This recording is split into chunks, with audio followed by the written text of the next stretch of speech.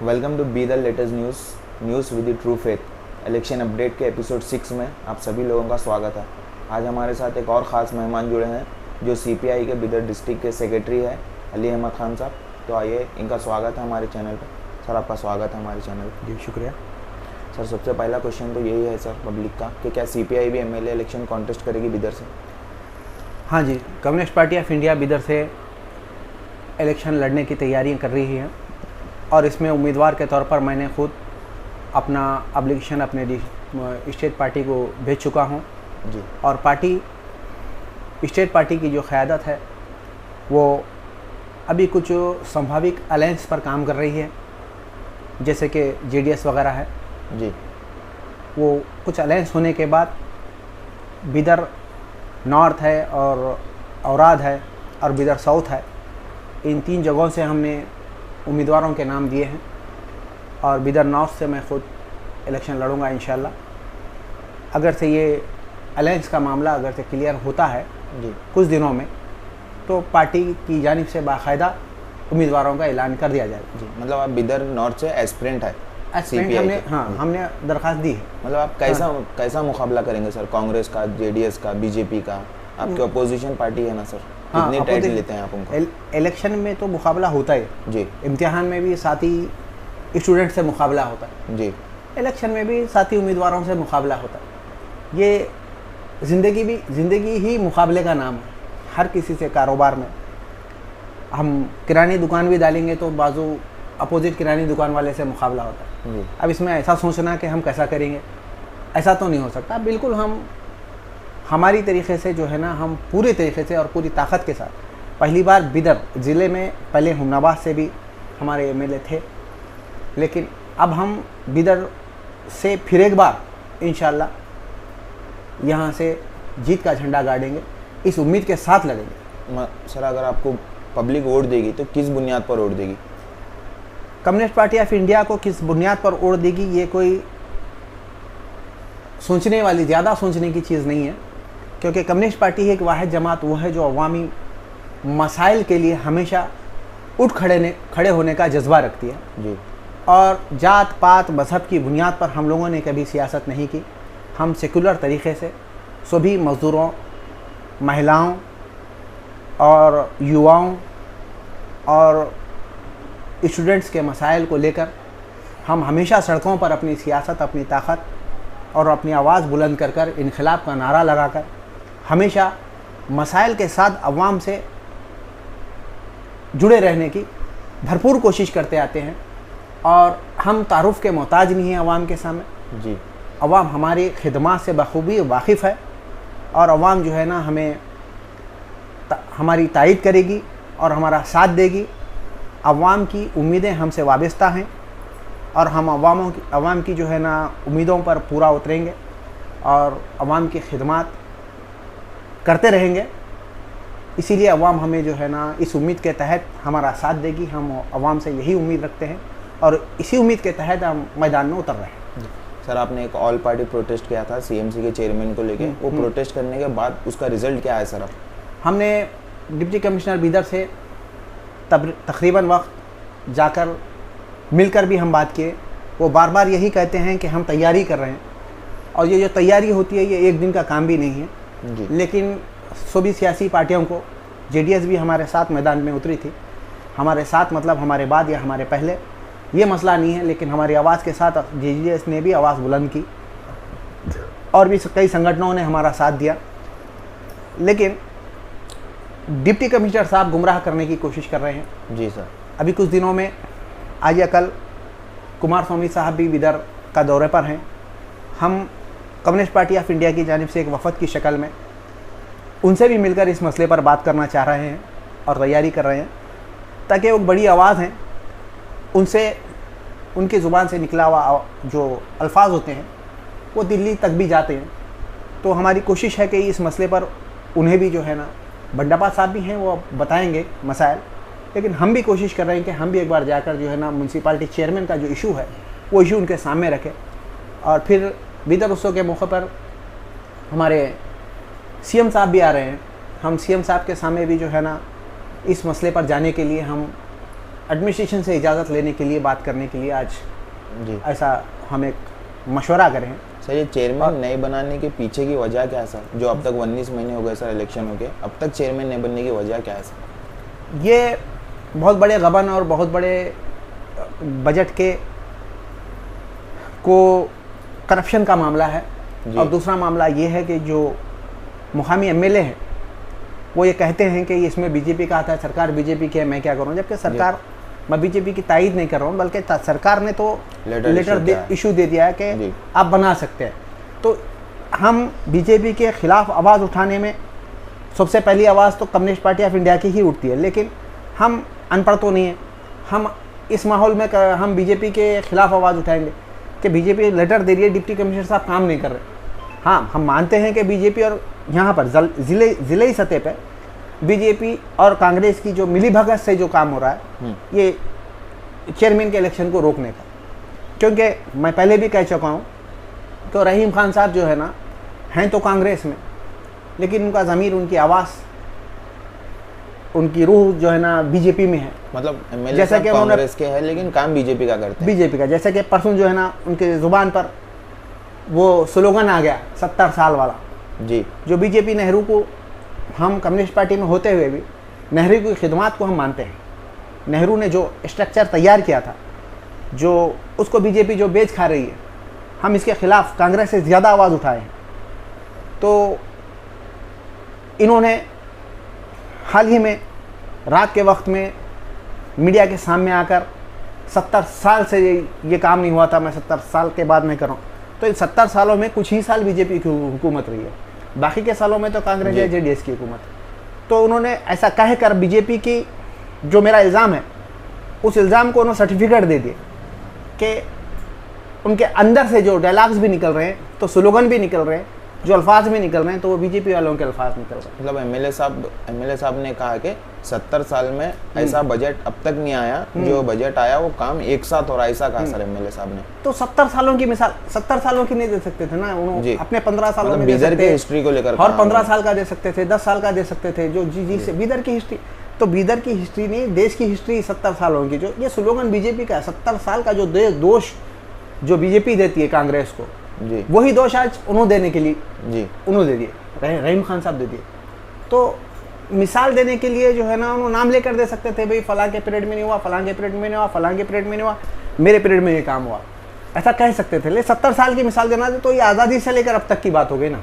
Sir, मुस्लिम human right के जो president है सैयद वहीद लखन साहब, उन्होंने कहा कि एमएलए झूठे हैं और उनके जो फॉलोअर उनकी झूठी तारीफ करते हैं, तो ये बात कहाँ तक सच है सर? देखो, बात यह है कि उन्होंने तो कितना झूठ बोलते हैं और कितनी झूठी कसमें खाते हैं, ये तो पूरा बिदर देख रहा है जी।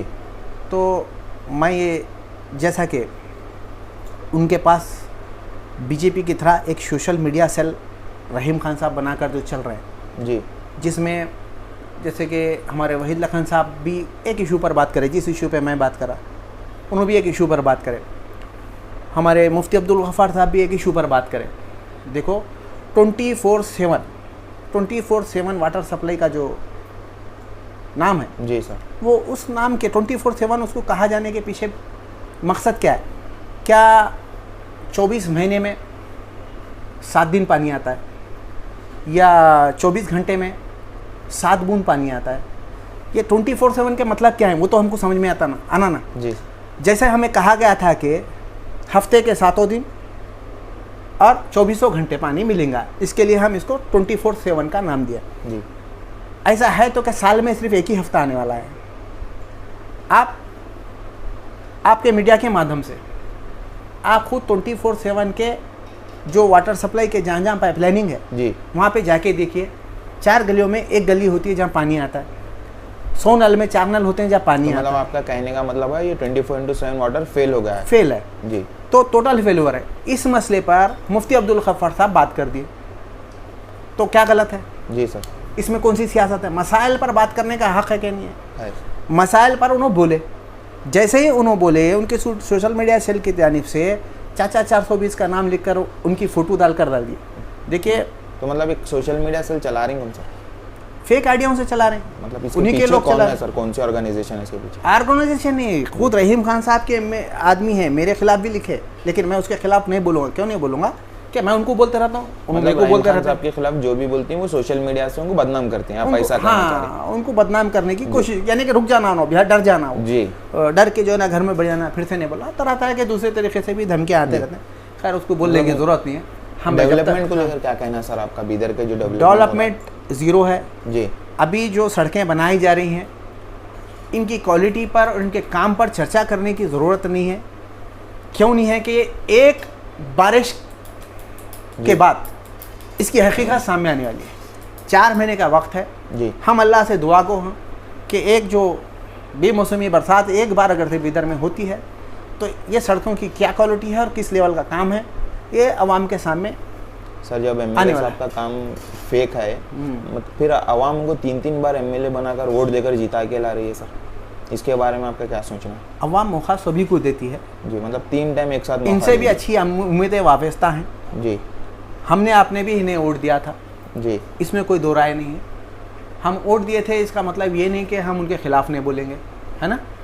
उम्मीदें वाबस्ता थी, लोग वोट दिए, हम भी दिए, आप भी दिए, लेकिन सवाल यह है कि अगली बार हम देंगे क्या नहीं देंगे। जी, सवाल यह है अगली बार हम देंगे। अब देखिए जैसा कि आवाज़ उठती है तो पॉजिटिव लेना चाहिए। मेरे खिलाफ कोई बोल रहा है तो मैं उससे मिलना, उसकी तकलीफ़ क्या है देखना, उससे जाना, उस इलाके की तकलीफ़ क्या है देखना, उस पर काम करेंगे तो लोग और खुश होंगे और जुड़ेंगे। उन्होंने ऐसा समझ रहे हैं कि मैं इस इलाके का सब कुछ हूँ, मेरे खिलाफ जो बोलेंगे उन्हें गुनाहगार, वो चोर। मतलब ऐसा एमएलए साहब बोल रहे हैं, उनकी सोच ऐसी है, सोच ऐसी है। भाई एक आदमी बोल रहा है इस एरिया में नल नहीं आ रहा, अपने वफद को भेजो, देखो भाई वो लोग बोल रहे हैं वहाँ पानी नहीं आ रहा, देखो जाके देखो, वहाँ के कारिंदों को बोलो, वहाँ के जिम्मेदारों को बोलो, ऑफिसर्स को बोलो वहाँ नल के मसला है क्यों है, वहाँ से आवाज़ क्यों उठ रही है, वहाँ सड़क का मसला है तो वहाँ आवाज़ क्यों उठ रही है, वहाँ वो मसला है तो आवाज़ क्यों नहीं। एमएलए साहब तो बोले कि बिदर डिस्ट्रिक्ट में जितना डेवलपमेंट काम हुआ वो कौन सी भी डिस्ट्रिक्ट में नहीं हुआ। अब डिस्ट्रिक्ट में नहीं हुआ तो इन्हों जवाब देना अपने दूसरे कांग्रेस के एमएलए को भी। मतलब आपके हिसाब से हुआ क्या नहीं हुआ सर डेवलपमेंट काम? तो अब मैं पूरे ज़िले का, पूरे स्टेट का सर्वे तो लेके नहीं बैठूंगा। तो बीदर सिटी में हुआ क्या नहीं हुआ सर? बीदर में काम बिल्कुल नहीं हुआ। बीदर में सिर्फ इन्हों राजनीति कर रहे हैं, गंदी राजनीति कर रहे हैं जी। अगर से इनकी नीयत साफ है तो इन्हों कल ही प्रेसिडेंट बना देना, है ना, सीएमसी प्रेसिडेंट बना देना जी। इन्हों काउंसलर्स को डरा कर रखें, तुम्हारा कमीशन तुम ले लो, तुम्हारे इलाके में जो काम होगा उसका जो तुमको जो परसेंटेज होना है तुम परसेंटेज ले लो। सर काउंसलर्स तो बोल रहे हैं कि बॉडी नहीं बनी, हम काम क्या करें? तो बॉडी नहीं बनी तो काउंसलर भी बोलना ना, जाके काउंसलर भी एमएलए को बोलना ना। देखो जेडीएस के काउंसलर जाके कम से कम बंडापा साहब को तो बोलना, वहाँ तक जाके नहीं बोले तो भाई हमारी बॉडी नहीं बन रही, जो है ना सरकार से आवाज़ उठा, डीसी से बात करना चाहिए हमको। कांग्रेस के में जो काउंसलर्स हैं वो जाके रहीम खान को जो बोलना ना, है ना। अब जो बीजेपी के काउंसलर्स हैं जाके हमारे एमपी साहब को जो बोलना ना।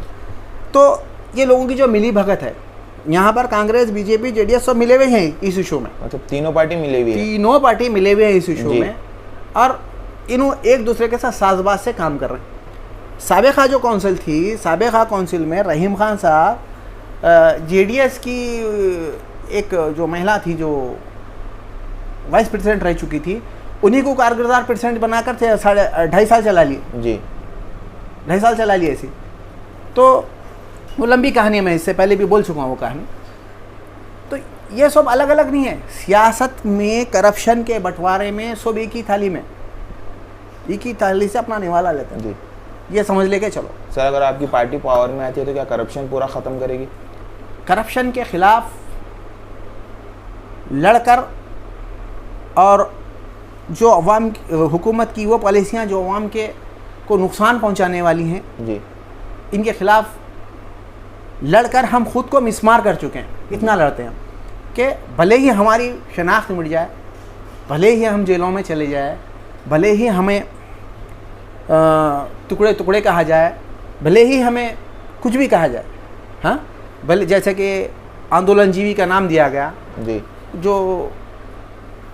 जो हमारे पीएम साहब जो इशारातन हम पर हमेशा वार करते रहते हैं, हम किसी बात की परवाह किए बिना, हार और जीत की परवाह किए बिना हम हुकूमतों से लड़ते आए हैं और हमेशा लड़ते रहेंगे इंशाल्लाह। सर ये जो पोस्टर्स लगाए जा रहे हैं बिदर भर कर 1400 लाख 1100 लाख 100 लाख, मतलब जितने ज़्यादा डिजिट रहेगा उतना बड़ा बजट दिखेगा आवाम को।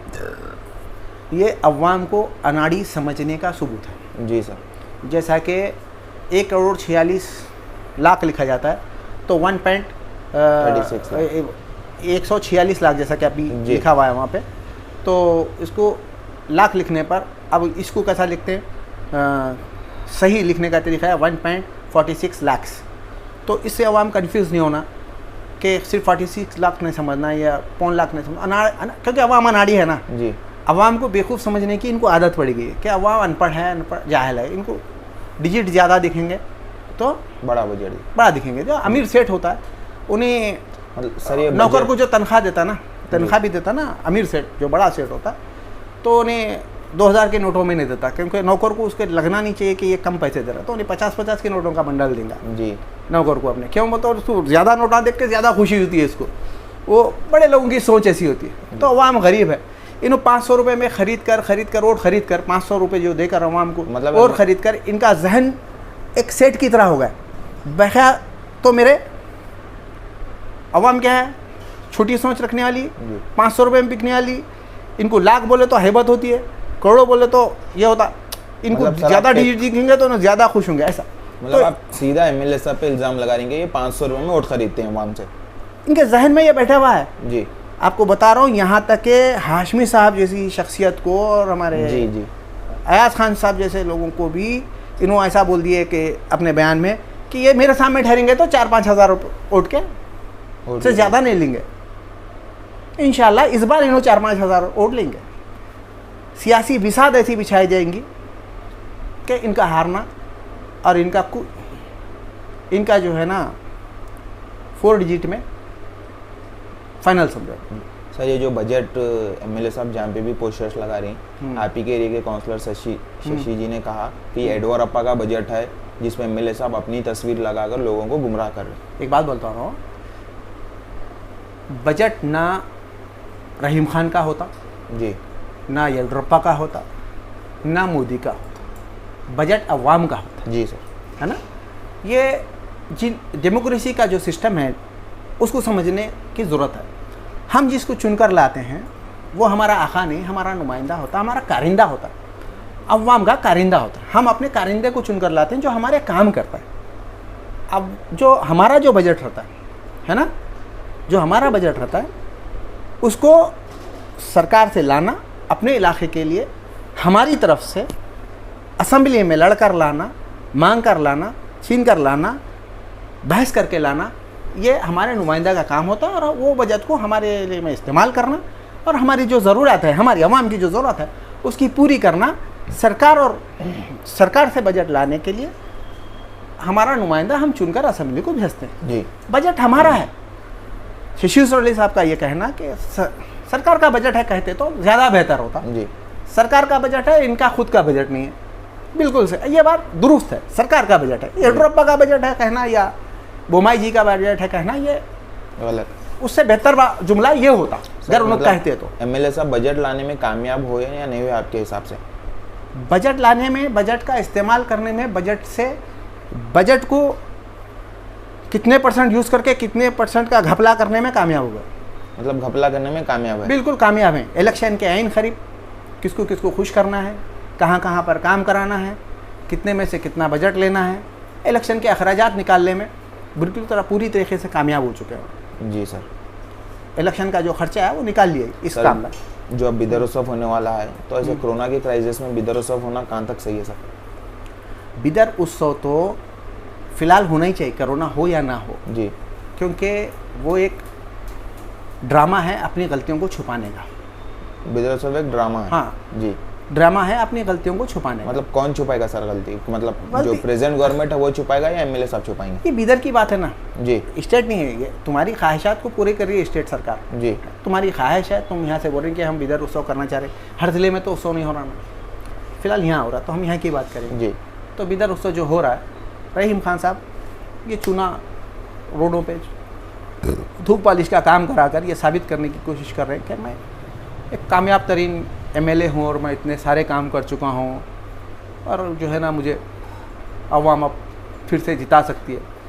ऐसा माहौल, क्योंकि उनको पूरा यकीन हो चुका है। फिलहाल तो उनका टिकट भी खतरे में है, लेकिन फिर भी प्रेसिडेंट एमएलए साहब का टिकट खतरे में, आप ये कहना चाह रहे हैं? खतरे में है जी, तभी तो उन्होंने अपनी तो मतलब दूसरा चेहरा कौन है सर कांग्रेस में? वो कांग्रेस का मामला है, उस पर हम नहीं बोल सकते ना, हमको इख्तियार नहीं है उस पर बोलने का जी, लेकिन खतरे में तो है, क्योंकि ऐसी बहुत सारी गलतियाँ वो कर चुके हैं। उनकी भी आला क़यादत उनकी गलतियों पर नज़र रखी हुई है। उनके जो रिश्ते हैं जो मैं बता रहा हूँ, वो कोई किसी से ढके छुपे नहीं है, लेकिन फिर भी एक एक सीट को बचाने की कोशिश करती है हर पार्टी।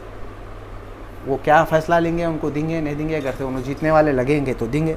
फिलहाल तो किसी भी एंगल से उन्होंने अगली बार जीतने वाले कैंडिडेट नहीं लग रहे हैं। जी सर, तो अगर कांग्रेस अपनी सीट बचाना चाहती है तो शायद अपने फैसले भी बदलेंगे और चेहरा भी बदलेंगे। जी सर, अगर आपको सीपीआई से कंफर्म टिकट मिलती है असेंबली की बिदर से, तो पब्लिक किस भरोसे पर आपको वोट देकर जिताएगी सर बिदर से?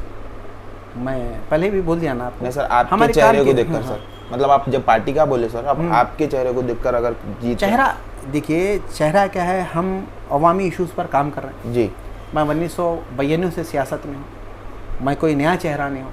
मेरे सामने तो रहीम खान साहब भी जूनियर हैं, ऐसा नहीं है। हाँ, जो आदमी ज़्यादा घपले करता है, ज़्यादा शोहरत का हामी होता है, और हम इक़्तिदार में नहीं रहे हैं। लेकिन हम 1992 से, मैं जब 17 साल का था, 17 साल की उम्र में 10th पास करते ही मैं सियासी फील्ड में आया। मेरा एजुकेशन ही सियासत है समझिए। जी, मैं जब से सियासत में हूँ, ज़िंदगी के उतार चढ़ाव का सामना करते रहे। इसमें कभी एक्टिव रहे, कभी नहीं रहे, कभी एक साल इधर रहे या एक साल उधर रहे। ऐसे हालात का भी सामना ज़िंदगी में हुआ है। लेकिन हम जब से बहुजन समाज पार्टी छोड़े, उसके बाद से हम कुछ महीने आम आदमी पार्टी लाकर बिदर में कोशिश करें, लेकिन उसमें भी मुझे फ्यूचर दिखाई नहीं दिया। हमारे ख़यालात कम्युनिस्टों से मिलते जुलते थे, तो हम सोचे क्यों ना कम्युनिस्ट पार्टी से ही जुड़कर काम करें। खिदमत करना हमारा मकसद नहीं है, हम चमचागिरी की सियासत तो नहीं कर सकते। मतलब किसी लीडर के पीछे जाकर ठहरना, हाथ बनकर ठहरना या जी हुजूरी करना, ये हमारे ज़मीर में नहीं है जी, हमारे खून में नहीं है। तो हम यही समझे कि भाई यही एक ऑप्शन है, हक़ की आवाज़ उठाने के लिए सही प्लेटफॉर्म है कम्युनिस्ट पार्टी ऑफ इंडिया। इसी से जुड़े और यहीं पर हम काम कर रहे हैं, और ज़िंदगी भर कम्युनिस्ट पार्टी ऑफ इंडिया का हिस्सा बन के काम करेंगे। इलेक्शन के नतायज शायद जो भी रहे, हम काम करते रहेंगे इंशाल्लाह। जी, शुक्रिया। जैसा कि आप सभी ने सुना, अली अहमद खान साहब जो बिदर डिस्ट्रिक्ट के सेक्रेटरी थे सीपीआई से।